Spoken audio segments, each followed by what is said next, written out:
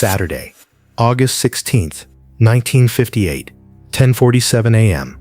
The morning rush at Salvatore's Barbershop on Arthur Avenue was in full swing. 12 men sat in chairs and on waiting benches, reading newspapers, discussing baseball, getting their weekly haircuts and shaves. The familiar sounds of scissors clicking, razors scraping, and casual conversation filled the air. At exactly 10:47 a.m., Salvatore's Barbershop ceased to exist. The explosion was heard 6 blocks away. Windows shattered in a 3-block radius. The Barbershop, a 2-story brick building that had served the Italian community for 30 years, was reduced to smoking rubble in less than 3 seconds. When the smoke cleared and the rescue workers arrived, they found the remains of 12 men who'd simply wanted to look good for their Saturday night dates. What they'd gotten instead was front-row seats to the most devastating assassination in New York crime history. Frank the Barber Scalise, underboss of the Gambino family, and the target of the bombing, was identified by his gold watch, the only thing that survived the blast intact.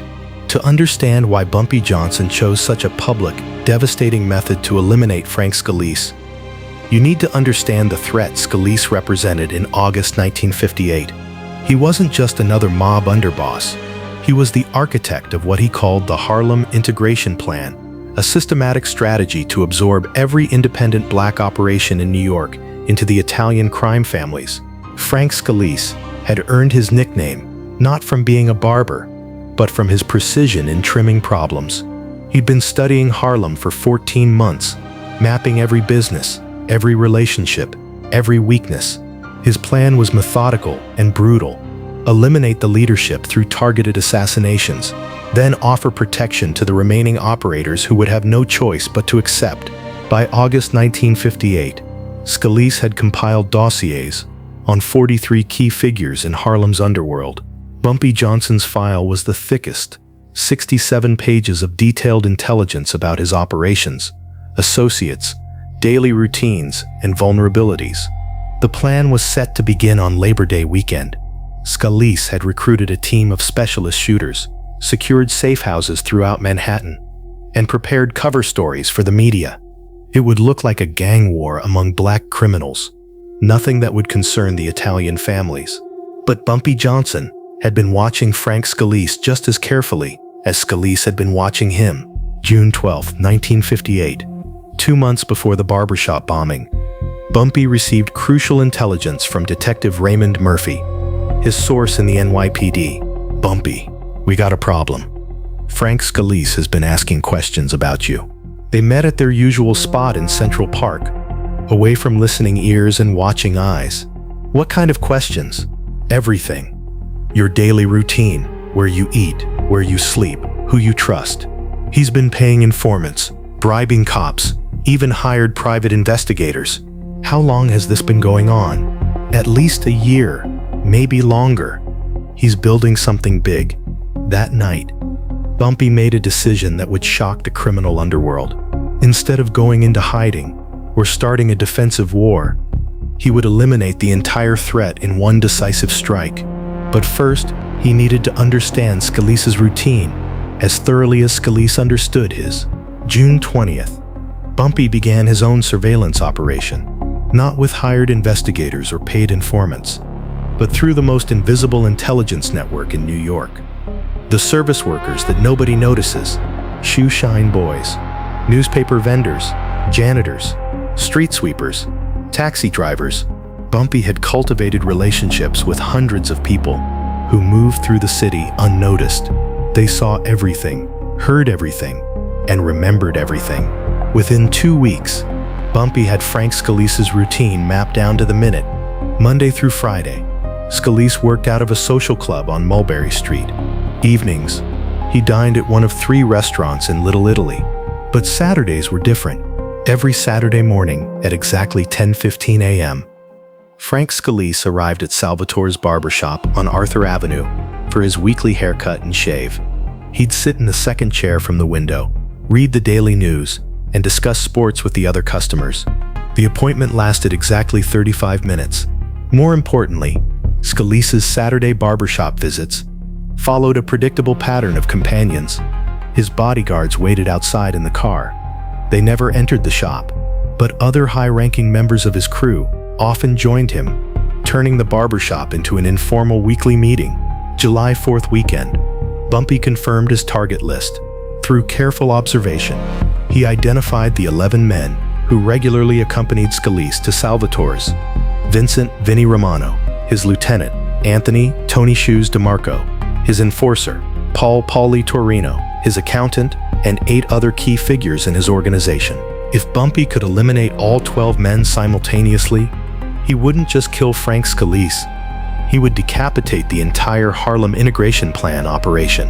July 15th, Bumpy began Phase 2, accessing the target location.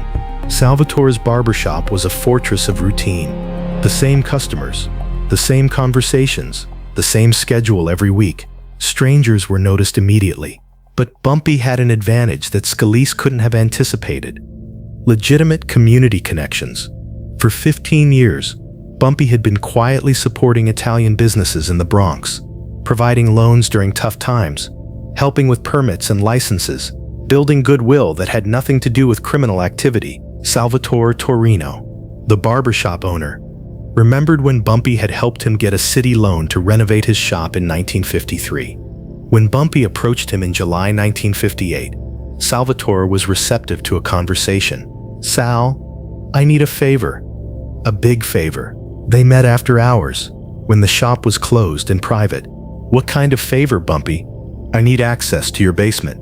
Just for a few hours, just to store some equipment." Salvatore was nervous. "What kind of equipment?" Bumpy placed $5,000 cash on the barber chair, the kind that solves problems permanently. Salvatore stared at the money for a long moment. He knew what Bumpy was asking, knew what it meant, knew the consequences.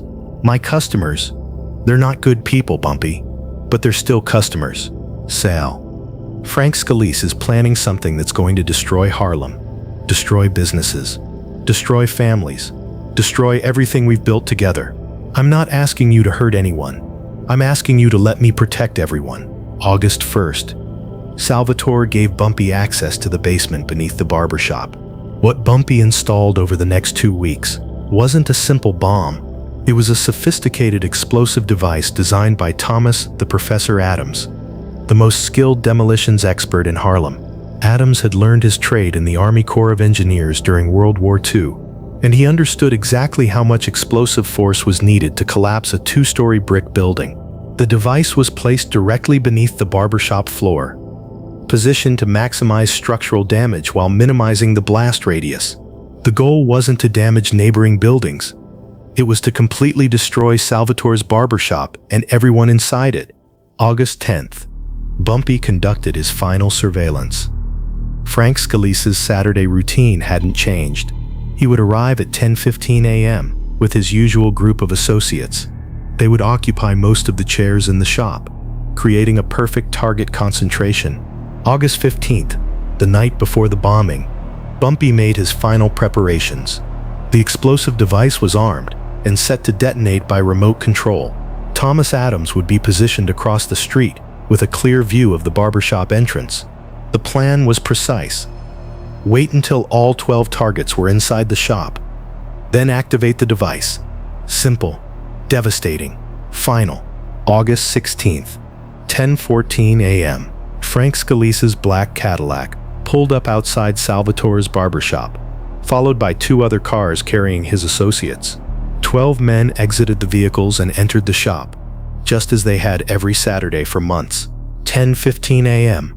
All 12 men were inside, settling into chairs, opening newspapers, beginning conversations. 10:47 a.m. Thomas Adams pressed the detonator. The explosion was later described by fire investigators as the most complete structural destruction we've ever witnessed in an urban bombing. The 2-story building didn't just collapse, it was pulverized. Bricks were thrown 3 blocks in every direction. The force of the blast created a crater 15 feet deep where the barbershop had stood. The 12 men inside never knew what hit them. The explosion killed them instantly, before the sound of the blast could reach their ears. Frank Scalise, Vincent Romano, Anthony DiMarco, Paul Torrino, and 8 other key members of the Gambino crew were reduced to fragments in less than a second. Emergency responders arrived within minutes, but there was nothing to respond to. No wounded to treat, no survivors to rescue, no structure to secure. Just smoking rubble and the shocked faces of neighbors who'd felt the explosion shake their buildings. 10:52 a.m., exactly 5 minutes after the blast.